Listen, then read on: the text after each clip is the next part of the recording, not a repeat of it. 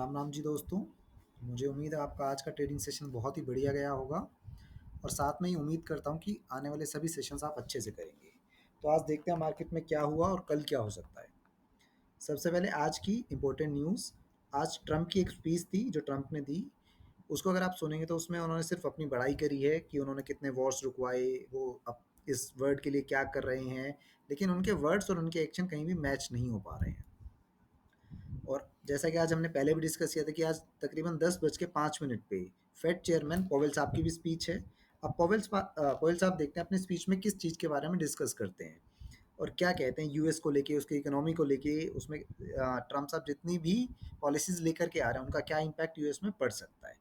US का inflation का data भी आने वाला है। और तीसरी सबसे बड़ी इंपॉर्टेंट न्यूज़, जो इंडिया और यूएस के बीच में टैरिफ की डिस्कशन स्टार्ट हुई थी जिसके लिए गोयल साहब इंडिया से यूएस भी गए थे, तो उसमें क्या रिजल्ट निकला क्या नहीं निकला। अभी ऐसा बताया जा रहा है कि 27 अगस्त से जो 50% वाला था उसके ऊपर कुछ ना कुछ रिजल्ट जल्दी आएगा। उसके साथ स्पीच के बाद जब ट्रम्प साहब ने अपनी स्पीच खत्म करी तो डाउ जोन्स तकरीबन 170 पॉइंट्स प्लस पे था, नैस्डैक 60 पॉइंट्स माइनस पे था और गिफ्ट निफ्टी -15 पे था। इंडिया की भी डिपॉजिट ग्रोथ आने वाली है और फॉरेन एक्सचेंज रिजर्व आने वाला है, जो ये बताता है कि इंडिया की ग्रोथ में कितनी प्रोग्रेस हुई है या कितनी अभी और ज़्यादा ज़रूरत है। एक नेगेटिव न्यूज़, एफ ने कल के बाद आज दोबारा और कल से भी ज़्यादा सेलिंग करी है, which is near about 3,552 crore rupees. और डी ने भी आज कल के बराबर ही लगभग बाइंग करी है 2,670 करोड़ की। बट डी आज फ्यूचर्स में और ऑप्शंस में बाइंग करके गए हैं, जो कि कल उसमें सेलिंग करके गए थे। फ्यूचर्स में बाइंग और ऑप्शंस में सेलिंग करके गए थे, बट आज वो दोनों में ही बाइंग करके गए हैं। ये थोड़ा सा ही पॉजिटिव है, बट उनकी जो सेलिंग है कैश में वो बहुत ही ज़्यादा अमाउंट ज़्यादा कर दिया है, 3,522 करोड़ का। और इसके साथ कुछ इंपॉर्टेंट न्यूज़, आज जैसे चाइना ने दिन में बोला कि वो एक गोल्ड रिजर्व क्रिएट कर रहा है, जिस तरीके से वर्ल्ड की कुछ और कंट्रीज यूएस के पास अपना गोल्ड रिजर्व्स रखती हैं, अब वो चाइना भी स्टार्ट करने वाला है। उसी के चलते आज गोल्ड का प्राइस भी बहुत ज़्यादा जंप किया। मार्केट में भी एकदम से तेज वोलेटिलिटी आई थी। चाइना ने एक और अपॉर्चुनिटी को ग्रैब किया है जो कोई भी कंट्री कर सकती है। यूएस ने वीज़ा के ऊपर इतनी फीस बढ़ा दी $1 लाख की।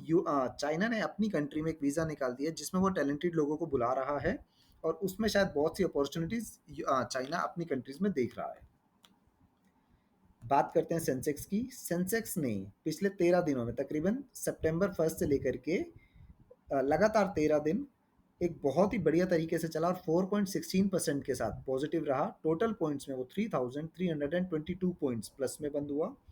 बट लास्ट के 3-4 डेज अगर हम देखें, लास्ट के 3-4 जो डेली के सेशंस हैं उसमें बहुत ही ज़्यादा तेज तरीके से, बहुत ही शार्प तरीके से नेगेटिविटी आई है, जिसमें तकरीबन 1364 पॉइंट्स सेंसेक्स गवा चुका है। तो शायद ये उस प्रॉफिट को कवर करने के लिए आया या क्या आया, ये हमें कल और परसों की मार्केट में पता चलेगा। आइए कुछ लेवल्स पे बात करते हैं।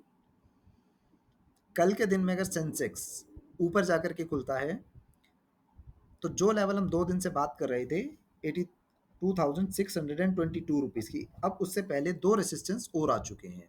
First one is 82,394 and another one is 82,523। अगर कल गैप अप ओपनिंग होती है और इन तक जाता है तो ये दोनों ही लेवल एक बार रेजिस्टेंस की तरह ज़रूर शो होंगे। अगर ये बिल्कुल ही फ्लैट ओपन होता है तो 82,169 का लेवल भी इसके लिए रेजिस्टेंस का काम कर सकता है। हो सकता है 81,817 के लेवल्स को ये टच करे जो इसने आज भी किया था और वहीं से सपोर्ट लेकर के दोबारा जाए।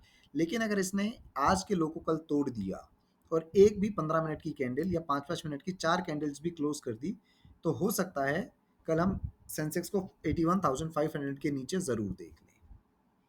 कल की ट्रेडिंग सेशन में देखते हैं कैसे हुआ। अब एक बार बात करते हैं डीएलएफ के ऊपर।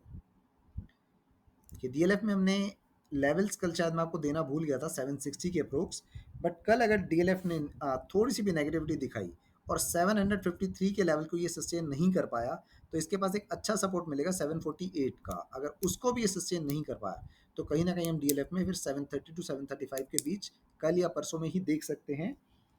प्लस अगर डीएलएफ इस हफ्ते में क्लोजिंग देता है 776 के नीचे तो डीएलएफ कहीं ना कहीं एक वीक सिनेरियो में रहेगा। बट अगर डीएलएफ ने अपनी क्लोजिंग इस वीक की दे दी 786 प्लस की अप्रोक्स 790 भी दे देता है, तो डीएलएफ फिर आने वाले स्ट्रॉन्ग सिनेरियो में आने की पूरी उम्मीद रखता है। तो कल की ट्रेडिंग में देखते हैं क्या होता है, और कल न्यूज़ में और स्पेशली जो टैरिफ का हम वेट कर रहे हैं उसमें क्या होता है। Please be safe and play safe. Thank you. जय श्री राम।